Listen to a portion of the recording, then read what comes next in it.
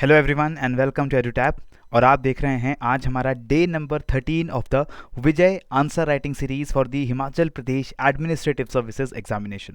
और आज डे 13 में हम लोग जनरल स्टडीज़ 1 पेपर के 4 क्वेश्चंस आपके साथ डिस्कस करने जा रहे हैं और देखने जा रहे हैं कि कैसे हम लोग 3 स्टेप फॉर्मूला को यूज़ करके अपनी आंसर राइटिंग को बेटर बना सकते हैं और मेंस एग्जामिनेशन के अंदर ज़्यादा से ज़्यादा मार्क्स जो है फेच कर सकते हैं from the questions that we are going to write for the Himachal Pradesh mains examination. ठीक है, तो चलिए स्टार्ट करते हैं, एक एक करके इन क्वेश्चंस के हम लोग डिस्कशन करते हैं।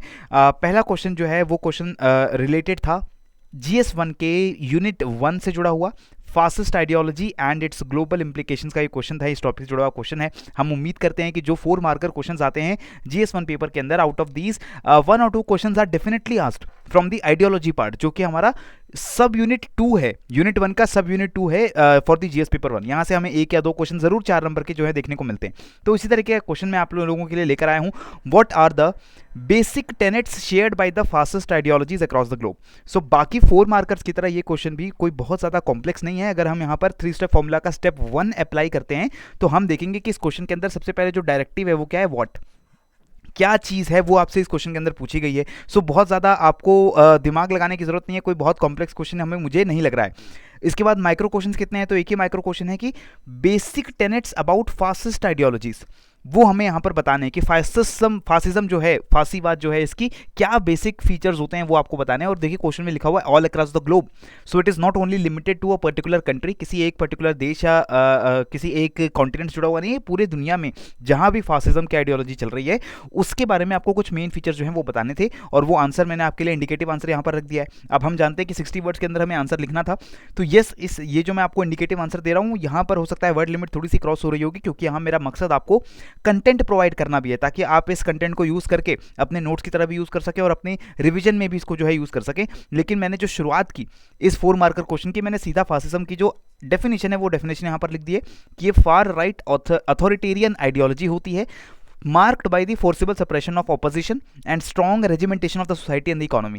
कि ये जो आइडियोलॉजी है, ये जो विचारधारा है फासीवाद की, इसमें हम क्या कर रहे हैं कि बहुत ही अथॉरिटेरियन है, बहुत ही डिक्टेटरशिप वाली आइडियोलॉजी है, और इसके अंदर हम सोसाइटी को और इकोनॉमी को पूरी तरीके से कंट्रोल में रखता है स्टेट यानी कि जो हमारी सरकार बनती है। ठीक है, इसके क्या बेसिक फीचर्स है, तो बेसिक फीचर्स मैंने यहाँ पर लिख दिए हैं। नेशनलिज्म, कि फासीवाद को जस्टिफाई करने के लिए हम नेशनलिज्म का सहारा लेते हैं। हम मानते हैं कि एक जगह पर रहने वाले जो लोग हैं जिनकी कुछ कॉमन एंसेस्ट्री है, कॉमन उनकी कुछ हिस्ट्री है, कल्चर है, उसके नाम पर वो यूनिफाई हो रहे हैं, और इस एंसेस्ट्री के बाहर, इस कल्चर के बाहर जो भी लोग हैं वो इस देश का पार्ट नहीं बनेंगे। तो ये नेशनलिज्म यूज़ किया जाता है लोगों को इकट्ठा करने के लिए।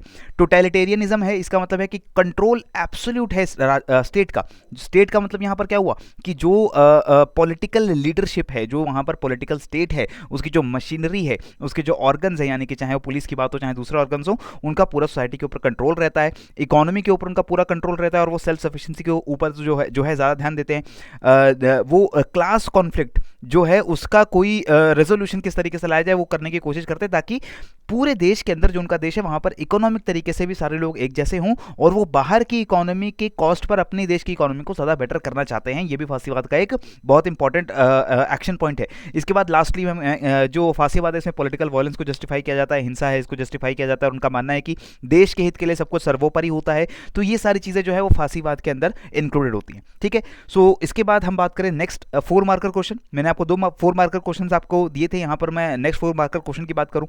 Again this question is related to the hill states of Himachal and the relationship between Mughals. और हम जानते हैं कि मुगल्स और सिख एम्पायर्स के साथ हिल स्टेट्स जो थे, चाहे वो कांगड़ा हो, चाहे वो हमारे चंबा के स्टेट्स हो, चाहे वो हमारे शिमला हिल के स्टेट्स हो, ये अलग अलग जो स्टेट्स हैं इनकी क्या रिलेशनशिप रही है उसके ऊपर आपको क्वेश्चंस पूछे जाते हैं। लिमिटेड नोट्स हैं इसके। जो भी हिमाचल की तैयारी करने वाले हम लोग हैं, हमें पता है कि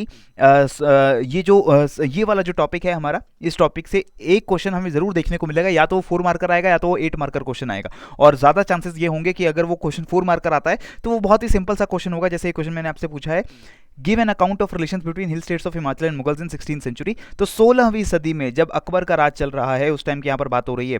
तो अक्सर देखिए जब 4 मार्कर का क्वेश्चन आपसे पूछा जाएगा तो वो किसी एक पर्टिकुलर टाइम पीरियड का क्वेश्चन होगा। और मैंने अक्सर देखा है कि बहुत सारे एस्पिरेंट्स ये गलती कर देते हैं कि क्वेश्चन को पूरा पढ़े बिना, स्टेप 1 जो है हमारे 3 स्टेप फॉर्मूला को उसको फॉलो किए बिना ही वो आंसर लिखना स्टार्ट कर देते हैं। स्टेप 1 क्या है, सबसे पहले क्वेश्चन को समझिए। हिल स्टेट्स ऑफ हिमाचल और मुगल्स के बीच का रिश्ता पूछा गया है, तो आपको कीवर्ड्स पता चल गए, हिमाचल और मुगल्स के बीच के रिलेशन की बात हो रही है, लेकिन ये बात हो रही है सिर्फ 16वीं सदी में।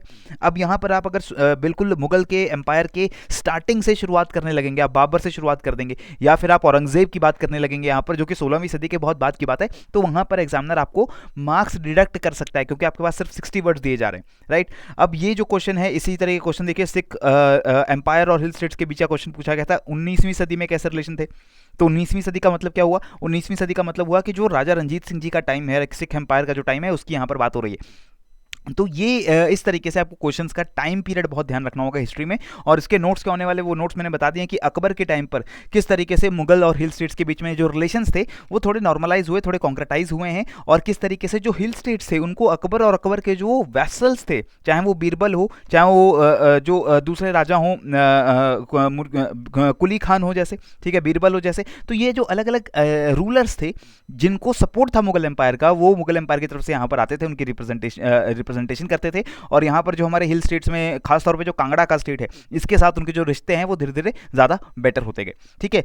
इसके बाद बात करेंगे हम लोग 8 मार्कर क्वेश्चन। ये क्वेश्चन मैंने आपसे पूछा related to the modern Indian history. This question is asking us the difference between colonial state and pre colonial Indian states. Question को एक बार पढ़ लेते हैं। पहला स्टेप जो है 3 स्टेप फॉर्मूला का यहाँ पर लगाते हैं। पहला स्टेप क्या है, हाउ वॉज, हम कीवर्ड्स आइडेंटिफाई करेंगे, ठीक है, हम डायरेक्टिव्स आइडेंटिफाई करेंगे, और तीसरा हम लोग देखेंगे कि माइक्रो क्वेश्चंस कितने हैं क्वेश्चन के अंदर।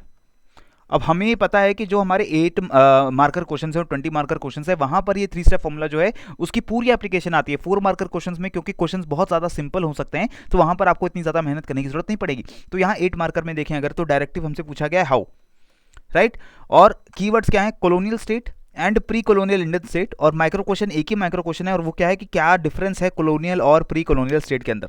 तो आपको ये मीनिंग्स बहुत क्लियर होने चाहिए। कॉलोनियल स्टेट का मतलब क्या है कि जो इंडिया की सरकार ब्रिटिशर्स के अंडर थी वो कॉलोनियल स्टेट है, और ब्रिटिशर्स के कब्जे से पहले जो इंडिया में अलग अलग राज्य थे, अलग अलग किंगडम्स थे, वो हमारे प्री कॉलोनियल स्टेट्स हैं, कॉलोनिज्म के टाइम से पहले के स्टेट्स हैं।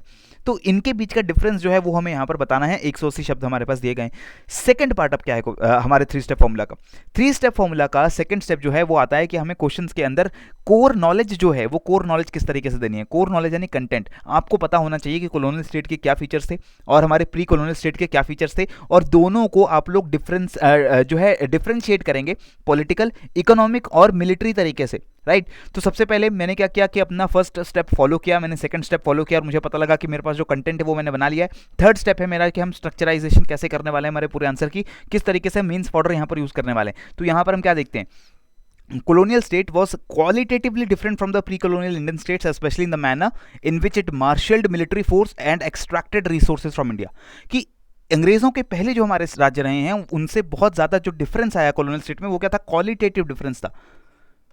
क्वालिटी में डिफरेंस है। क्वालिटी में ये डिफरेंस है कि किस तरीके से भारत के अंदर जो इकोनॉमिक रिसोर्सेज हैं, संसाधन है, उनको एक्सट्रैक्ट किया जा रहा है, उनका मिसयूज़ किया जा रहा है, और किस तरीके से मिलिट्री फोर्स का यूज़ किया जा रहा है। ये दो सबसे बड़े डिफरेंस हैं। तो मैं एक एक करके इनको जो क्लासीफाई करता हूँ। पहले मैंने पॉलिटिकल डिफरेंस की बात कर दी कि अंग्रेज़ों के आने से पहले जो हमारा अलग अलग राज्य थे वहाँ पर रूल ऑफ लॉ और इक्वालिटी बिफोर लॉ इसका कोई बहुत ज़्यादा बोलबाला नहीं था। रूल ऑफ लॉ जो है वो एब्सेंट था पहले, ठीक है, और जो लोग थे वो कानून के सामने इक्वल नहीं थे। जो हमारी अपर इन्फ्लुएंशियल क्लासेस थी उनकी चलती थी, और जिस तरीके से वो चाहते थे लॉ उस तरीके से लॉ बनता था। और बहुत बड़ा तबका जो था इंडिया का, बहुत बड़े सेक्शंस जो थे इंडिया के, उनको न्याय जो है उनके लिए जो लॉज हैं वो बिल्कुल अलग हुआ करते थे। लेकिन जब ब्रिटिशर्स आए तो उन्होंने क्या किया, उन्होंने सबसे पहले लॉज को कोडिफाई किया, उन्होंने लॉज को बनाया, स्टैंडर्डाइज किया कि देखो लॉज क्या होने चाहिए, ताकि हर केस बाय केस बेसिस पे लॉ ना बदलता रहे, ठीक है। इसी तरीके से फोर्स एंड रिप्रेशन का जो यूज़ है वो सैंक्शन हो गया। जब ब्रिटिशर्स आए तो उन्होंने देखा कि यहाँ पर अगर हमें अपना रूल करना है तो हमें उसके लिए फोर्स यूज़ करनी पड़ेगी। लेकिन ब्रिटिशर से पहले जो हमारे राजा महाराजा रहे उन्होंने कभी भी इतना ज़्यादा फिजिकल फोर्स और रिप्रेशन यूज़ नहीं किया, क्योंकि उन्हें किसी ना किसी तरीके का लेजिटिमाइजेशन चाहिए होता था, जनता का सपोर्ट वो चाहते थे। इवन मुगल और दिल्ली सल्तनत के टाइम पर भी जो हमारे इन्वेडर्स आए उन्होंने बहुत सारे इंडिया के बड़े हिस्से पर कब्जा किया, उन्होंने बहुत वायलेंस की। लेकिन वायलेंस करने के बाद एक बार जब उन्होंने कब्जा कर लिया तो उसके बाद लोगों को वो सेटिस्फाई करने के अलग अलग तरीके यूज़ करते थे। वो कभी फेस्टिवल्स कर रहे हैं, कभी मंदिर बनवा रहे हैं, कभी कुछ कर रहे हैं, लोगों का दिल जीतने की कोशिश कुछ लेवल पे करते थे, लेकिन अंग्रेजों का ऐसा कोई भी मकसद नहीं था। ठीक है, इसके बाद इकोनॉमिक डिफरेंस आते हैं, तो मॉडर्नाइजेशन यस हुआ है अंग्रेजों के टाइम पे, उससे पहले मॉडर्नाइजेशन नहीं है। एजुकेशन सिस्टम बहुत बैकवर्ड था, जो हमारी साइंटिफिक नॉलेज है, साइंटिफिक टेम्परामेंट है, वो बहुत कम था, और सुपरस्टिशंस बहुत ज़्यादा थे। ये सारी चीज़ें चेंज हुई हैं ब्रिटिश स्टेट के आने के बाद। इसके बाद सब्जुगेशन हुआ है लोकल इकोनॉमी का टू फॉरेन इंटरेस्ट, भारत की इकोनॉमी को बर्बाद करके अंग्रेजों की इकोनॉमी उसको बेटर करने की कोशिश की गई। तो स्टेट में ये डिफरेंस आया कि हम अपने लोगों का भला ना करके उनको यूज कर रहे थे इंग्लैंड का भला करने के लिए। ठीक है, फाइनली मिलिट्री डिफरेंस में हम देखेंगे कि अंग्रेजों के आने से पहले कभी भी इंडिया के अंदर आपस में जो राज्य हैं वो लड़ते रहते थे, लेकिन हमने कभी भी इंडियन सब कॉन्टिनेंट के बाहर जाकर के लड़ाई या दूसरी जगहों पर कब्जा करने की कोशिश जो है नहीं की है। यस, अफगानिस्तान, सेंट्रल एशिया और वेस्टर्न एशिया से बहुत बार अटैक्स हुए हैं इंडिया के ऊपर, कभी अब्दाली है, कभी नादिर शाह है, लेकिन इंडिया के जो एम्पायर से उन्होंने कभी भी इंडिया के बाहर जाने की कोशिश नहीं की, वो आपस में ही बहुत बिजी थे, लड़ते रहते थे। लेकिन अंग्रेजों के आने बाद हमने अफगानिस्तान के ऊपर, हमने नेपाल के ऊपर, हमने बर्मा के ऊपर, हमने इंडोनेशिया के ऊपर, हमने ईरान के ऊपर चढ़ाई करने की कोशिश की है। ठीक है, अंग्रेजों के अंडर, राइट। तो ये हमारे कॉलोनियल स्टेट का जो नेचर है वो वहां पर बदल गया। इसके बाद मिलिट्री ऑर्गेनाइजेशन हमारा बहुत बेटर हुआ अंग्रेजों के आने के बाद। जो इंडिया की मिलिट्री है, जिसे ब्रिटिश इंडियन मिलिट्री कहेंगे, प्रोफेशनल है, डिसिप्लिन है, उनको हथियार दिए गए, उनको ट्रेनिंग दी गई, उनको सैलरीज दी जाती थी। इससे पहले जो है एक तरीके से जो लोग हैं, खेती करने वाले जो लोग हैं, अपना अपना काम कर रहे हैं, वही राजा के ऑर्डर के बाद उनको लड़ने के लिए भेजा जाता था। कोई खास ट्रेनिंग, कोई खास डिसिप्लिन नहीं था। प्रोफेशनल तरीके से लड़ने वाले लोग जो हैं वो बहुत कम थे, राइट। और उनकी जो क्लासेस थी वो वॉरियर क्लासेस बहुत कम थी। अंग्रेजों के आने के बाद ये बहुत ज़्यादा स्ट्रीमलाइन हो गया, मेन लाइन हो गया। ठीक है, ये हो गया हमारा 8 नंबर का क्वेश्चन। और इसके बाद मैंने एक लाइन का जो है कंक्लूजन भी यहाँ पर दे दिया कि देखो, हम देख सकते हैं कि एक बहुत रेडिकल सोशल ट्रांसफॉर्मेशन देखने को मिला है हमें इंडियन स्टेट के अंदर, जब वो अंग्रेजों के अंडर आ गया, यानी कॉलोनियल स्टेट बन गया। Finally let us talk about the last question which is the 20 marks question. 400 words का हमें मिनी एसे लिखना पड़ता है इस क्वेश्चन के लिए। तो ये क्वेश्चन जो है वो प्रजामंडल मूवमेंट से जुड़ा क्वेश्चन है। सीधा बोला गया, explain the role of Prajamandal movement in Himachal Pradesh with the focus on the activities of Sirmaur and Chamba Prajamandal. तो क्वेश्चन के अंदर पहला ही चीज बोली गई है, एक्सप्लेन करने को पूछा गया आपसे। एक्सप्लेन का मतलब है आपको डिटेल में बताना होगा कि प्रजामंडल मूवमेंट हिमाचल में कैसे रहा, कैसे शुरुआत हुई, उसके क्या इफेक्ट्स रहे हिमाचल के अंदर। ये सारी चीज़ें बताने के बाद आप थोड़ा सा फोकस करेंगे सिरमौर और चंबा प्रजामंडल के ऊपर भी। इनकी एक्टिविटीज़ को भी आप जो है एक्सप्लेन करेंगे डिटेल में। 400 वर्ड्स आपको दिए गए, 400 वर्ड्स हैं। तो सबसे पहले ही आप आंसर के अंदर आप बता देंगे कि किस तरीके से प्रजामंडल की जो मूवमेंट है वो लॉन्च हुई है, स्पेशली इंडियन प्रिंसली स्टेट्स के अंदर, राइट। और उन्होंने डायरेक्ट ब्रिटिश रूल के अंदर जो एरियाज आ रहे हैं वहाँ पे प्रजामंडल जो है एजिटेशन स्टार्ट हुई, और धीरे धीरे करके जो प्रिंसली स्टेट्स हैं, यानी कि जो रियासतें थी, जो रॉयल किंगडम्स थे अंडर दी सरमाउंसी ऑफ ब्रिटिशर्स, उनके अंडर भी धीरे धीरे करके रिफॉर्म्स की मांग हुई। पॉलिटिकल रिफॉर्म, सोशल रिफॉर्म होने चाहिए, चेंजेस होने चाहिए, और प्रजामंडल मूवमेंट ने उसको लीड किया है। तो मैं यहाँ पर आपकी सारी जो प्रजामंडल की नॉलेज है वो मैंने यहाँ पर नोट के अंदर डाल दी। और फाइनली मैंने सिरमौर और प्रजामंडल और चंबा प्रजामंडल दोनों के बारे में भी इंफॉर्मेशन यहाँ पर जो है वो लिख दी है। And in this kind of question आपको बहुत ज़्यादा जो है क्रिएटिव होने की यहाँ पर जरूरत नहीं पड़ती है। जो इन्फॉर्मेशन, जो चीज़ें आप लोग याद करके आ रहे हैं अबाउट द हिस्ट्री, वो सारी की सारी चीज़ें आप यहाँ पर लिख देंगे सिरमौर प्रजामंडल के बारे में। लेकिन क्या क्या चीज़ें आपके आंसर में होनी चाहिए ये आपको ध्यान रखना होगा। जैसे अगर हम बात करें किसी एक प्रजामंडल मूवमेंट की, तो आपको पहले पता होना चाहिए कि टाइम पीरियड क्या है। ठीक है, अब ये time period micro time period है, ऐसा नहीं हम बोल देंगे कि 20th सेंचुरी था, 19th सेंचुरी था, नहीं। हमें वो टाइम पीरियड, यानी कि वो साल 1914 है या 1920 है, 1939 है, ये साल याद रखने पड़ेंगे। ठीक है, टाइम पीरियड याद रखो। लीडर्स आपको बताने पड़ेंगे, ठीक है। ऑब्जेक्टिव्स आपको बताने पड़ेंगे कि वो प्रजामंडल की मेन डिमांड्स क्या रही, वो प्रजामंडल अगर कोई पर्टिकुलर उसने एक्टिविटी की, ठीक है, अगर जैसे पजौता अपराइजिंग हुई या फिर हमारे कोई अलग अलग इंसिडेंट्स हुए, तो वो किस, उसके स्पेसिफिक कारण क्या थे वो आपको पता होनी चाहिए। और एक एक करके सारी चीज़ें आप यहाँ पर जो है मेंशन करेंगे। इसी तरीके से मैंने सिरमौर और प्रजामंडल के बारे में आपको सारी इन्फॉर्मेशन यहाँ पर दे दी है। सो ये जो नोट है बहुत कॉम्प्रिहेंसिव नोट होने वाला है, इसको यूज़ कर सकते हैं आप रिविजन के लिए भी। इसको जब आप आंसर राइटिंग करते हैं तो उस आंसर राइटिंग को इवैल्यूएट करने के लिए क्या क्या कंटेंट होना चाहिए, उसको उसके एक बेंचमार्क की तरह भी यूज़ कर सकते हैं।